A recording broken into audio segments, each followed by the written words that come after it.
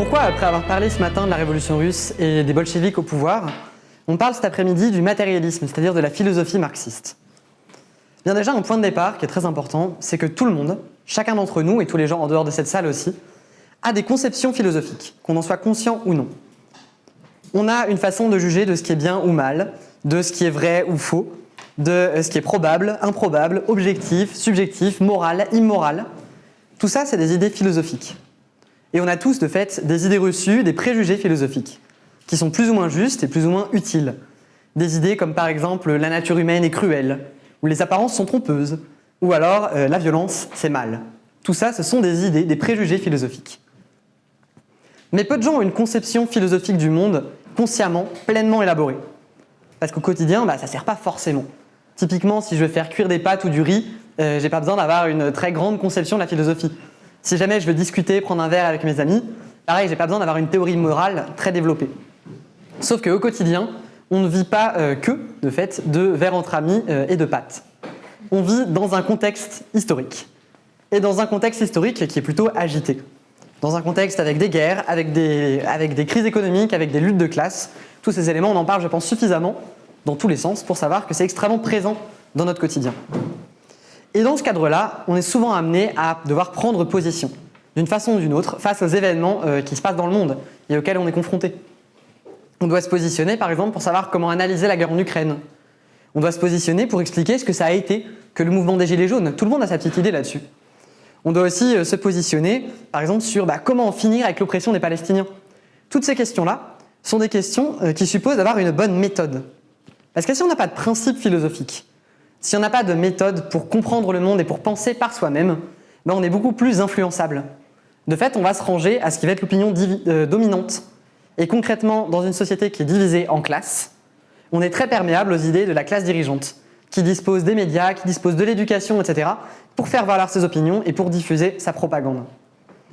On l'a vu typiquement au début de la guerre en Ukraine, avec la vague de propagande pour nous convaincre qu'il fallait envoyer des armes au régime de Zelensky. On le voit plus récemment, avec la propagande toujours en cours, quotidienne, inlassable, pour nous expliquer que les gens qui défendent les Palestiniens sont tous d'horribles antisémites ou des terroristes. Et bien pour résister à cette propagande, pour résister au chantage émotionnel, aux arguments de mauvaise foi, on a besoin d'une grille d'analyse solide, ce qui suppose de développer des principes philosophiques qui soient solides. Et bien ça, c'est précisément ce par quoi Marx et Engels ont commencé. À leur époque, ils voyaient la nécessité du socialisme ou du communisme, c'est-à-dire de la transformation de la société, c'est-à-dire de la lutte contre le capitalisme. Mais ils n'étaient pas satisfaits par les théories qu'il y avait à l'époque, les théories socialistes de l'époque. C'était des théories qui étaient moralisatrices et surtout c'était des théories qui étaient utopiques.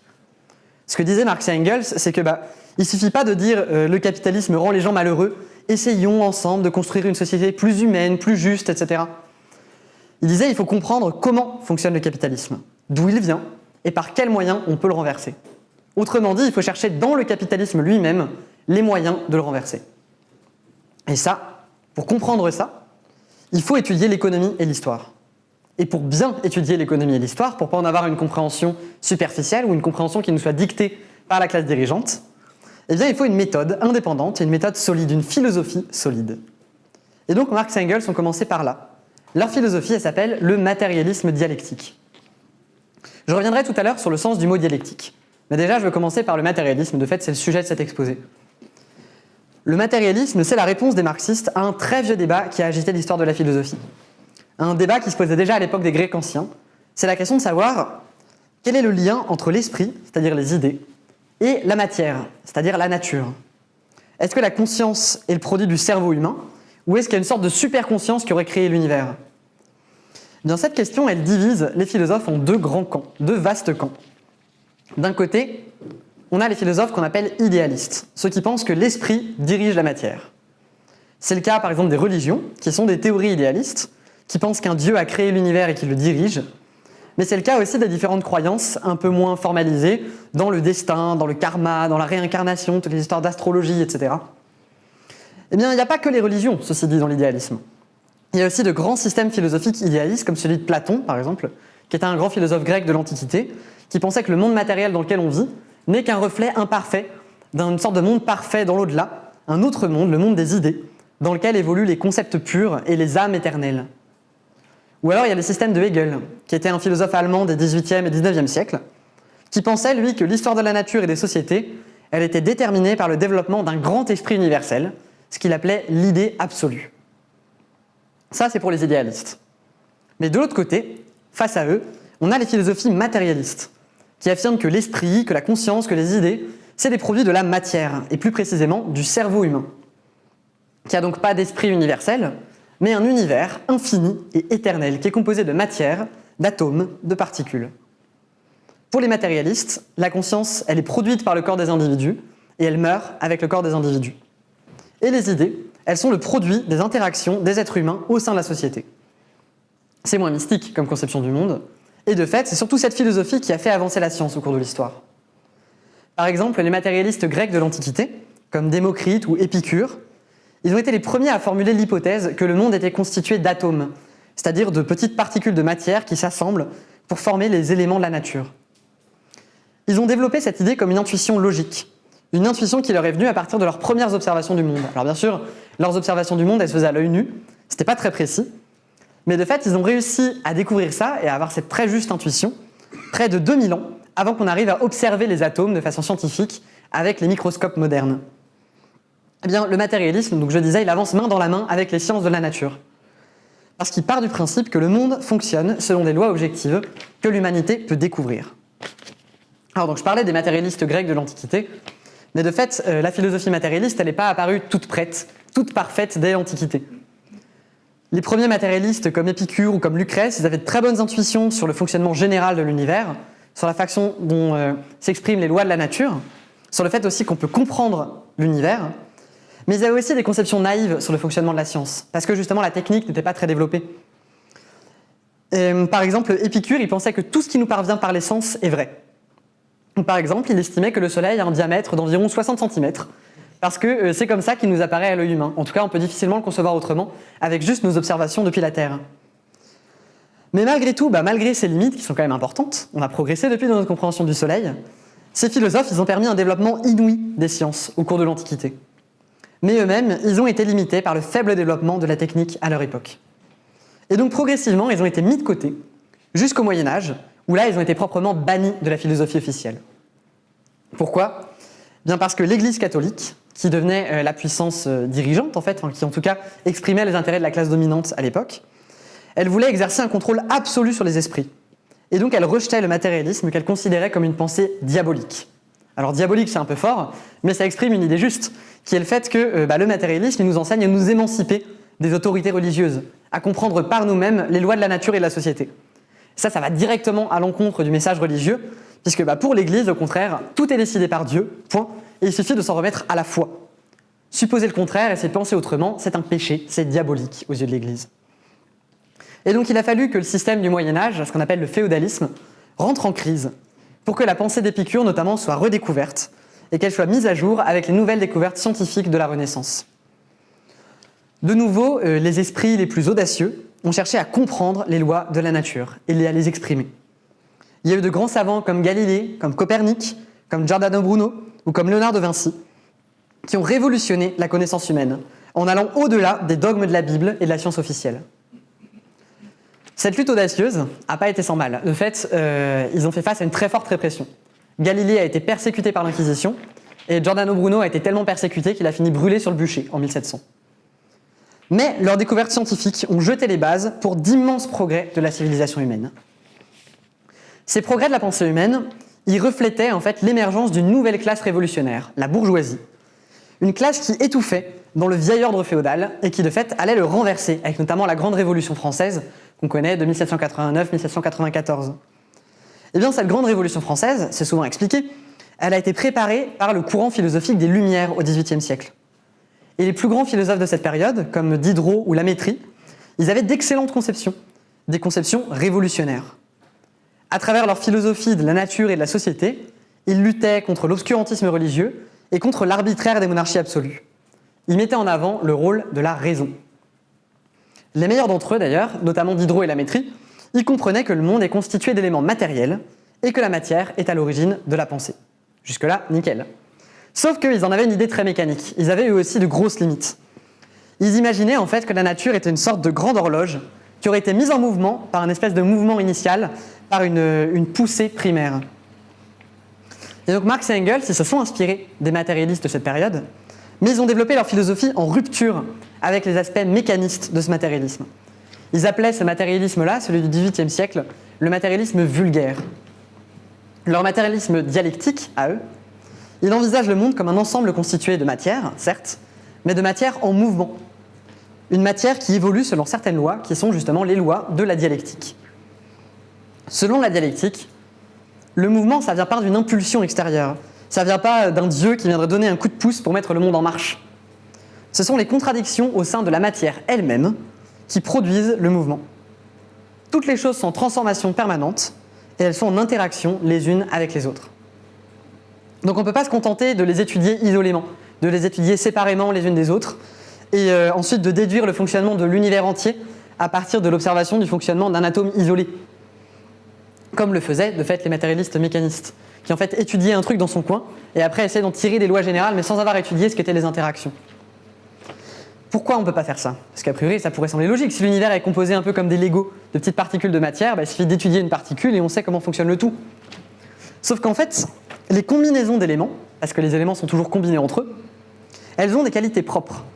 C'est une vérité fondamentale de la pensée dialectique, l'idée que le tout est supérieur à la somme de ses parties.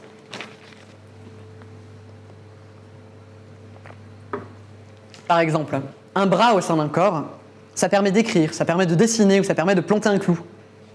Mais un bras, il ne peut écrire, dessiner ou planter un clou que parce qu'il est en lien avec un cerveau, avec des muscles, notamment des muscles abdominaux, des muscles pectoraux, etc. Et parce qu'il est en lien avec un système digestif.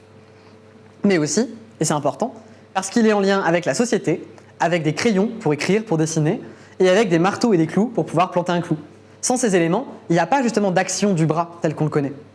Un bras isolé, c'est juste un morceau de chair, de fait il nous intéresse beaucoup moins. Et bien ça, c'est un élément fondamental pour comprendre justement cette idée que le tout est supérieur à la somme de ses parties. On ne peut pas comprendre le corps humain si on a juste disséqué un bras, une jambe, un cerveau dans un coin, et qu'on met ces connaissances ensuite bout à bout, qu'on les additionne. Si jamais on n'a pas étudié en profondeur les interactions de ces éléments entre eux et avec le monde extérieur, on ne comprend pas comment ils fonctionnent et comment fonctionne le corps humain. Cette idée-là, elle est d'autant plus frappante en ce qui concerne le fonctionnement de la pensée. L'être humain, je l'ai dit, il pense avec son cerveau. Et plus précisément, il pense avec les neurones. Mais un neurone tout seul, ça ne pense pas. Un neurone tout seul est incapable de penser. Même deux neurones, d'ailleurs, ça produit juste un échange chimique. Pour que la pensée émerge, et le mot émerge est important, il faut qu'il y ait des interactions entre des milliards de neurones au sein d'un cerveau humain, au sein d'un corps humain. Pour qu'il y ait de la pensée, il faut en réalité que ces échanges neuronaux ils se fassent au sein d'un corps humain qui soit lui-même intégré au sein d'une société.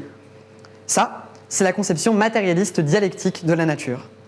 Elle correspond de fait au point le plus avancé de la science d'aujourd'hui et elle permet de comprendre le monde sans se cacher derrière des abstractions mystiques comme le destin ou une âme immortelle, qui sont en fait des abstractions qu'on met pour nommer ce qu'on n'arrive pas à décrire, ce qu'on n'arrive pas à expliquer.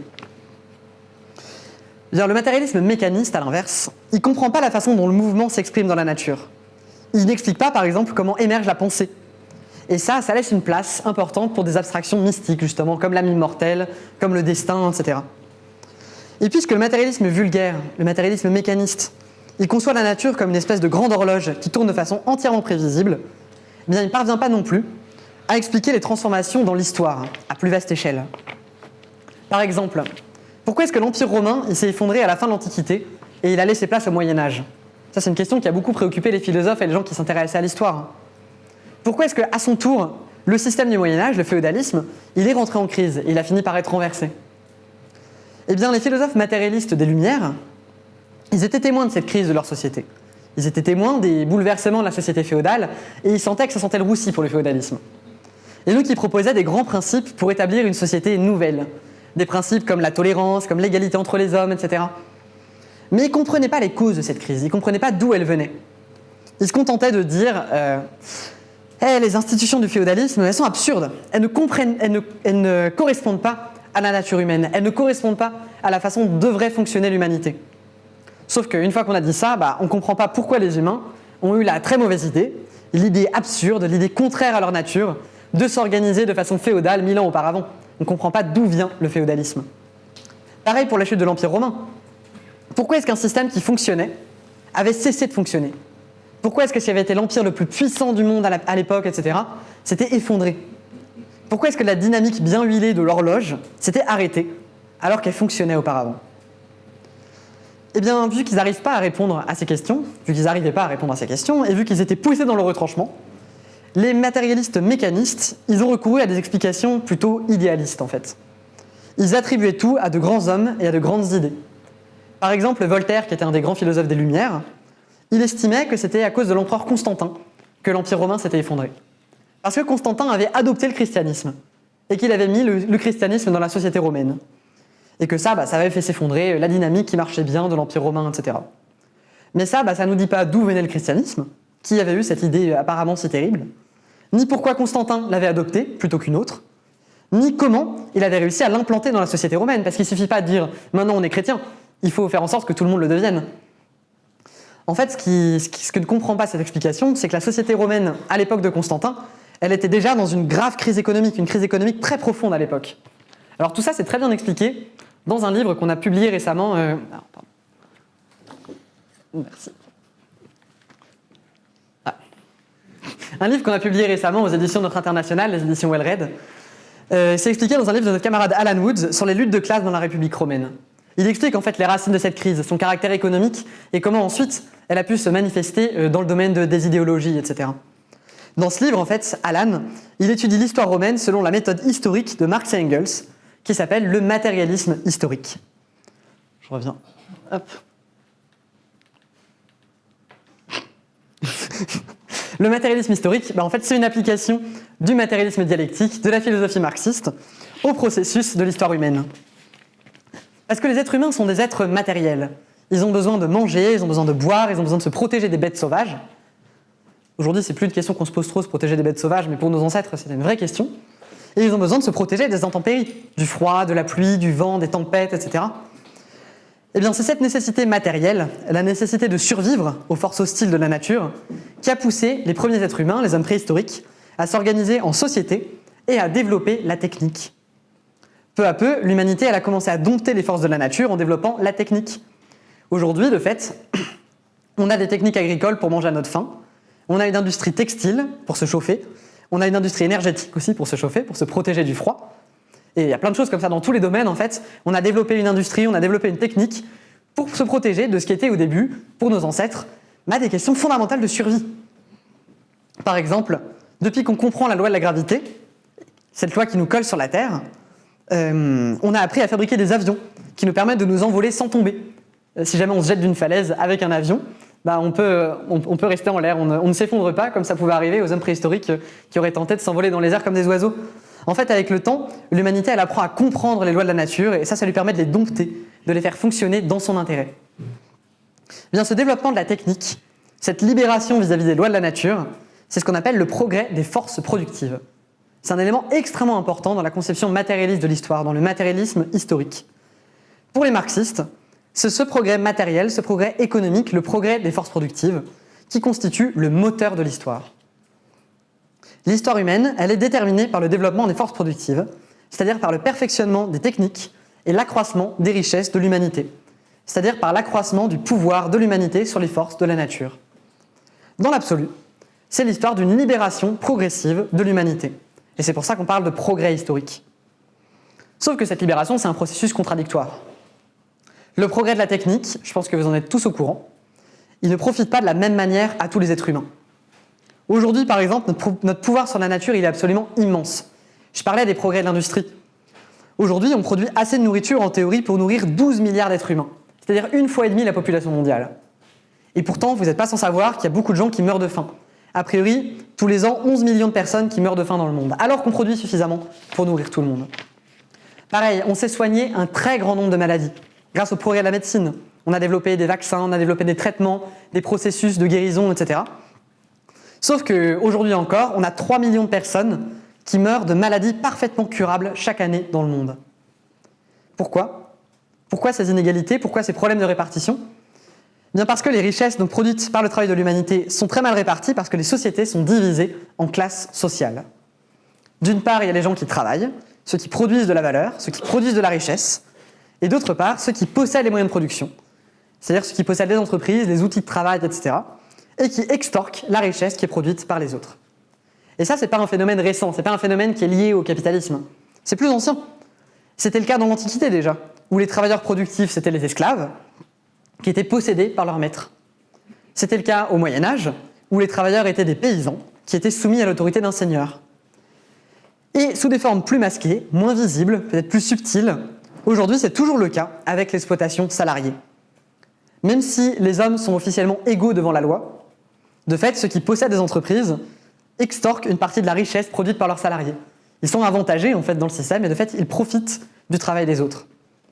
Les différentes façons dont elle s'exerce, cette extorsion, donc que ce soit par l'esclavage, par le féodalisme, par le capitalisme, cette extorsion qu'on appelle l'exploitation, eh bien, les différentes formes dont elle s'exerce, ça dépend du niveau de développement des forces productives.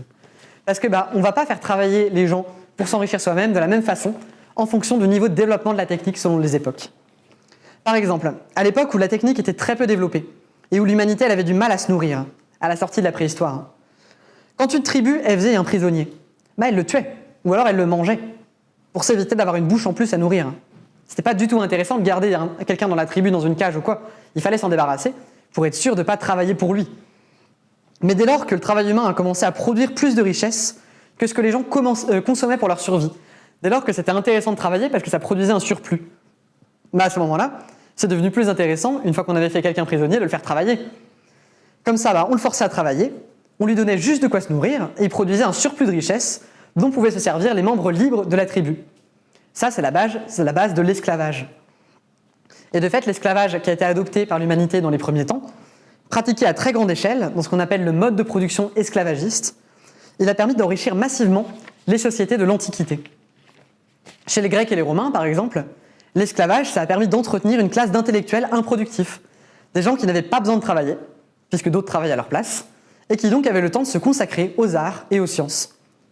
Les œuvres d'Homère ou d'Ovide, les théorèmes mathématiques de Pythagore, de Thalès, les statues de Praxitèle, les fresques, les mosaïques qu'on voit dans les musées, et même les grandes philosophies d'Épicure ou de Platon, les grands philosophes de l'Antiquité, toutes ces choses-là, elles reposaient sur le travail des esclaves. Eh bien c'est ça, la conception matérialiste de l'histoire. Elle permet d'expliquer les choses de cette façon. Le niveau de développement des forces productives détermine la façon dont est organisée la société, la façon dont sont organisées les relations de travail et les relations de propriété, c'est-à-dire ce qu'on appelle, dans les termes marxistes, le mode de production de chaque société. Chaque mode de production correspond à une étape déterminée du développement des forces productives. Par exemple, on ne pouvait pas développer le capitalisme avec ses relations marchandes et avec ses grandes machines, ses grandes usines, à la sortie de la préhistoire, à une période où il n'y avait pas d'argent, il n'y avait pas d'échange monétaire, donc pas de possibilité de relations marchandes, et où il n'y avait pas une technique suffisamment développée pour produire des machines dans des usines. À cette époque-là, il fallait produire autrement. De fait, c'est plutôt le mode de production esclavagiste qui est apparu à cette époque-là. Et donc, chaque époque a son mode de production, qu'il soit esclavagiste, féodal ou capitaliste. Et chaque mode de production correspond à un type de société et à un type d'organisation politique. Parce que pareil, la société ne s'organise pas de la même manière selon que la base de l'économie c'est l'esclavage ou plutôt le travail salarié. Et donc le matérialisme historique, la conception marxiste de l'histoire, explique que les institutions politiques, mais aussi les pratiques culturelles, les normes morales, ce qui est juste, ce qui n'est pas juste, ce qui est bon, ce qui est mauvais, mais aussi les idéologies ou les religions, tous ces éléments-là, ils correspondent à des intérêts économiques déterminés. Ils n'apparaissent pas par hasard à tel ou tel moment de l'histoire. Les relations économiques, elles forment la structure fondamentale des sociétés. Et les autres éléments, comme la culture, la politique, la religion, l'art, etc., ça constitue ce qu'on appelle une superstructure. Ça, c'est une idée qui est très attaquée par la classe dirigeante. Si vous avez déjà pris des cours d'histoire à l'université, on vous a sûrement averti contre les dangers des grands récits. Les grands récits qui sont totalisants, des fois même les grands récits qui sont totalitaires, qui veulent expliquer le tout. Et en particulier, on nous avertit contre le marxisme, en disant que le marxisme, c'est une philosophie simpliste, qui réduit tout à l'économie et qui ne tient pas compte des autres facteurs, qui en fait est déshumanisante, elle ne comprend pas que c'est les êtres humains qui font l'histoire, etc. Ça, c'est une idée qui est complètement fausse, c'est une caricature. Il suffit de discuter avec des marxistes, des vrais marxistes, ou de lire des ouvrages marxistes, de vrais ouvrages marxistes, pour savoir que ce n'est pas le cas. Bien sûr que dans la conception matérialiste de l'histoire, dans la conception marxiste de l'histoire, les éléments superstructurels comme la politique ou les idéologies, ça joue un rôle, et parfois même un grand rôle, un rôle très important. Sinon, je veux dire, on ne serait pas en train de construire un parti politique communiste, on ne serait pas en train de former des camarades aux idées du communisme. Si c'était l'économie qui décidait de tout, unilatéralement, on laisserait l'économie diriger le monde tranquillement vers le stade communiste.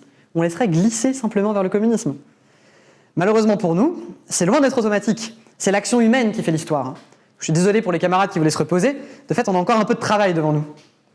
De fait, les idéologies et les événements politiques, ça peut et ça transforme en fait les conditions économiques. La révolution russe de 1917 dont on a parlé ce matin, c'était un événement politique. L'événement peut-être le plus politique qui soit. Mais cet événement politique, il n'a pas eu que des conséquences politiques, idéologiques, etc. Il en a eu bien sûr. Mais il a aussi profondément chamboulé les relations de propriété en Russie, c'est-à-dire le mode de production. Il a changé le mode de production en Russie. Et puis il a donné un coup d'accélérateur immense au développement des forces productives, justement parce qu'il a transformé le mode de production. Mais ce qu'on dit par contre, c'est que les institutions politiques, les idéologies, etc., tous ces facteurs superstructurels, ils sont en dernière analyse déterminés par les conditions économiques. Et la théorie communiste elle-même, elle n'existerait pas si le capitalisme ne s'était pas encore développé. Ça peut sembler assez basique en fait ces idées, en tout cas très naturelles, en tout cas au moins très logiques. Sauf qu'une explication comme ça, une explication matérialiste, ce n'est pas au goût de la bourgeoisie. La bourgeoisie déteste ça, parce que ça a des implications révolutionnaires. Parce que si on comprend ça, on comprend qu'il faut faire une révolution. Et bien du coup, comme toute classe dirigeante, la bourgeoisie, elle cultive l'ignorance. Elle a besoin que les travailleurs se posent le moins de questions possible sur la société. Elle a besoin que les travailleurs ne se rendent pas compte qu'ils sont exploités. Ils ne se rendent pas compte des mécanismes à travers se fait cette exploitation. Elle a besoin surtout, et c'est le plus important, le plus crucial, que les travailleurs ne puissent pas envisager d'autres systèmes que celui dans lequel ils vivent, qu'ils ne puissent pas envisager d'autres modèles de société, parce que sinon, ils risqueraient d'avoir la très mauvaise idée de vouloir le mettre en œuvre. Et donc pour ça, la classe dirigeante, elle a plusieurs tactiques. Une des premières, c'est qu'elle sert d'un vieil outil de toutes les classes dirigeantes, qui est la religion. J'en ai parlé tout à l'heure, les religions, elles nous enseignent à ne surtout pas penser par nous-mêmes. Elles nous enseignent à nous en remettre à des dogmes incontestables et à ne fonctionner que par la foi. Et en fait, ça permet aux classes dirigeantes de déplacer l'espérance qu'ont les travailleurs d'avoir une vie meilleure, d'avoir une vie plus juste, plus humaine, etc. De dire oui, effectivement, tu as droit à une vie meilleure, à une vie plus juste, mais tu y auras droit dans l'au-delà. Dans un au-delà qui n'est pas le monde matériel d'aujourd'hui. Tu y auras droit après ta mort. Pour le moment, par contre, hors de question. Alors des camarades, pour revenir sur cette question dans la discussion.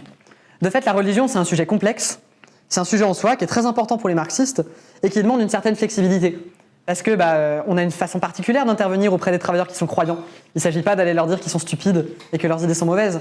Il faut aussi arriver à avoir une attitude qui soit juste, qui soit correcte vis-à-vis de la religion. Mais par contre, on comprend que c'est un outil de la classe dominante pour maintenir l'oppression des classes dominées. Mais la bourgeoisie, elle mène aussi la lutte sur un terrain plus directement philosophique.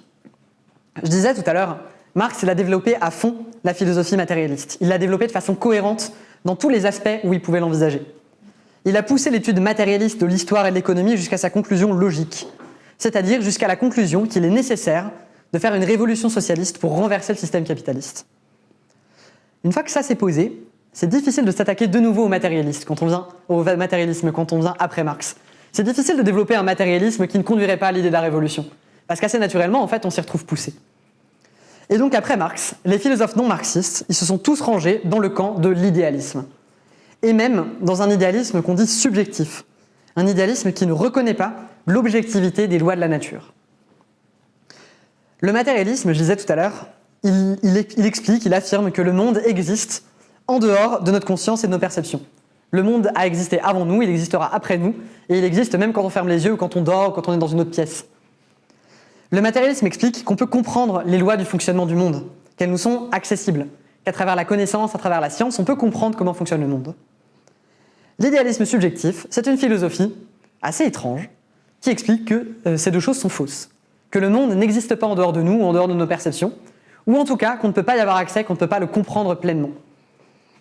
Qu'on ne peut pas comprendre le monde, qu'on ne peut pas étudier ses lois. Que la seule chose à laquelle on a accès, ce sont nos sensations, nos perceptions, les idées qu'on se fait du monde, ou la façon dont on interprète les choses qu'on voit. Cette idée, elle a été développée par les grands courants philosophiques du XXe siècle, comme l'existentialisme, la phénoménologie ou la philosophie analytique, différents courants qu'on étudie dans les universités aujourd'hui. Et toutes ces philosophies se retrouvent sur le constat suivant, l'idée qu'on ne peut pas comprendre le monde, qu'on ne peut pas étudier ses lois, que la seule chose à laquelle on a accès, ce sont nos sensations, nos perceptions, voilà, toutes ces choses-là. Cette idée, elle a été poussée à son paroxysme par les philosophes du courant postmoderne, comme Derrida, comme Foucault, comme Deleuze, qui sont des noms aussi qu'on entend pas mal sur les facs de philo ces derniers temps. Le postulat de base de la philosophie postmoderne, c'est le rejet de ce qu'ils appellent les grands récits. J'en parlais tout à l'heure en histoire, de fait c'est une idée postmoderne, l'idée qu'il n'y a pas de grands récits en histoire, donc on ne peut pas expliquer les choses de façon totalisante, comme ils disent. C'est un rejet en fait des grands récits et des explications générales. Pour eux, il n'y a pas de loi dans l'histoire. Pour eux, tout se passe selon le hasard, et c'est nous qui donnons un sens, artificiellement, en plaquant des catégories subjectives, des catégories qui viennent de notre esprit, sur nos perceptions. Ces penseurs, ils rejettent l'idée qu'il y a une vérité objective. Ils disent c'est à chacun selon sa vérité. Ils disent c'est à chacun son interprétation. Un truc qu'ils adorent dire, c'est que tout est relatif. Sauf que tout est relatif comme idée, ça peut paraître très intelligent. Sauf que tout est relatif, c'est du pain béni pour la bourgeoisie. Parce que s'il n'y a pas de vérité objective, si tout est relatif, alors il n'y a pas d'exploitation, par exemple. Un ouvrier peut se sentir exploité par son patron. Il peut avoir un ressenti négatif, des émotions tristes, des passions tristes à propos de son expérience au travail. Mais il ne peut pas affirmer qu'il y a une relation d'exploitation, puisque son patron dira le contraire. Ben non, mon employé il est très bien traité, je suis très gentil avec lui, puis non, ça se passe très bien, le cadre de travail est très bon. Et dans ces cas-là, la vérité de l'un, elle vaut la vérité de l'autre. La seule chose que peut faire un ouvrier qui se sent exploité, c'est travailler sur son ressenti, faire du développement personnel, aller voir un psy, et se sentir un peu moins exploité. Pareil, régulièrement, on a des articles et des textes soi-disant scientifiques, des études qui nous expliquent que la classe ouvrière a disparu. Pourquoi la classe ouvrière a disparu ? Parce que quand on fait des sondages, il n'y aurait pas grand monde qui se définit comme un ouvrier. Il y en a qui exagèrent et qui disent carrément que plus personne ne se définit comme un ouvrier, et donc il n'y a plus de classe ouvrière. De fait, il y a encore des gens qui s'identifient, malgré ce que voudrait la bourgeoisie, à la classe ouvrière, mais surtout il ne suffit pas de s'identifier comme ouvrier, de se sentir comme ouvrier, pour être un travailleur salarié qui appartient à la classe ouvrière, qui est aujourd'hui la classe majoritaire dans la société capitaliste avancée. Mais ça, ces idées-là, c'est la conséquence logique des théories postmodernes, et en général de toutes les théories idéalistes subjectives qui réduisent tout au langage et à la perception. Ces théories, elles conduisent, in fine, à une paralysie complète, ça nous empêche d'agir en fait, et ça justifie le statu quo, puisque tout est question seulement d'interprétation. Heureusement, en vérité, il y a peu de gens qui vont jusque-là, au moins dans la vie courante. Mais les conceptions idéalistes des postmodernes, elles peuvent s'exprimer de façon plus insidieuse, y compris en politique. Par exemple, dans la plupart des milieux militants de gauche aujourd'hui, l'idée qu'il puisse y avoir une vérité objective, c'est pas du tout à la mode. C'est considéré comme une idée oppressive, une idée qui nierait les récits, les perceptions des groupes opprimés. Ces gens nous expliquent que les personnes opprimées sont les seules à pouvoir comprendre les oppressions qu'elles subissent, puisqu'elles sont les seules à en faire l'expérience personnelle, l'expérience subjective. Ce que ça implique, ce que ça sous-entend, c'est qu'il n'y a qu'à travers l'expérience subjective, à travers mon expérience, à travers l'expérience personnelle, qu'on peut accéder à la vérité. Et en général, ils n'aiment même pas parler de la vérité, c'est plutôt une vérité. Sauf que ça tient pas 2 secondes en fait. Je peux vous affirmer typiquement qu'il fait froid en Antarctique. J'y suis jamais allé en Antarctique, et je suis pas sûr d'y aller un jour. Mais c'est vrai, il fait froid en Antarctique, c'est une vérité que je connais, alors que j'en ai pas fait l'expérience personnellement. Mais c'est une vérité qui est objective, qui est mesurée, qui a été étudiée, selon des critères scientifiques. Aujourd'hui, j'ai regardé la météo, il fait moins de 17 sur la base de McMurdo en Antarctique. Ça se confirme, il fait froid là-bas. De même, je sais que les personnes noires sont opprimées dans la société capitaliste aujourd'hui. Même si je ne suis pas noir moi-même. Mais il suffit d'ouvrir un journal, d'ouvrir un rapport statistique, de lire des études sociologiques, ou juste d'avoir des amis qui peuvent raconter des choses, pour savoir que c'est le cas. Et il suffit d'étudier l'histoire, d'un point de vue matérialiste, pour comprendre pourquoi cette oppression existe, pourquoi en fait elle a été utile pour les classes dirigeantes, et pourquoi elles s'en sont servies dans le cadre de la lutte des classes. Mais cette idée selon laquelle il n'y a que l'expérience subjective qui puisse nous conduire à la vérité ou à une vérité, du coup elle a des conséquences politiques très concrètes. Typiquement, s'il n'y a que les gens noirs qui savent ce que c'est que l'oppression des noirs, alors il n'y a qu'eux qui peuvent lutter contre cette oppression. Et d'un coup, les manifs antiracistes vont être beaucoup plus petites. Cette idée-là, elle a été théorisée par certains courants de gauche, dans ce qu'on appelle les politiques identitaires, avec l'idée que c'est à chacun de lutter contre son oppression dans son coin. Que finalement, les seuls qui pourraient lutter contre une oppression, c'est ceux qui la vivent personnellement. Ces idées, elles peuvent sembler très radicales, elles peuvent sembler très séduisantes, etc. Sauf que pratiquement, concrètement, elles conduisent à une division des luttes. Elles conduisent à affaiblir les groupes opprimés et la classe ouvrière dans leur lutte contre le système et contre les oppresseurs qui sont des oppresseurs communs. Ces idées, ces politiques, elles divisent les luttes, elles vont à l'encontre de l'unité de la classe ouvrière, qui pourtant est la plus grande force qui existe pour lutter contre les oppressions. Parce que si tous les travailleurs assemblés luttent contre une oppression dans le cadre d'une lutte de classe, ils ont une force de frappe absolument immense, parce qu'ils ont la force justement qui est celle de la classe ouvrière qui produit toutes les richesses dans la société. Mais de fait, l'idéalisme, la fixation sur les mentalités, sur les représentations, sur le langage, sur les récits, etc., ça conduit à diviser nos forces, à individualiser les luttes, et ça conduit aussi à inverser le sens des priorités. Par exemple, pour lutter contre l'oppression des femmes, les bourgeois et les réformistes proposent de faire évoluer les mentalités. D'abord, on fait évoluer les mentalités et comme ça, la société va se transformer. Ça, on voit que c'est purement idéaliste, justement. C'est l'idée que les idées transforment le monde et que c'est les idées qui sont à l'origine. Et ça peut passer par le fait d'avoir plus de femmes au pouvoir, d'adopter un langage qui soit inclusif, ou alors d'inscrire de grandes proclamations sur les droits des femmes dans la Constitution.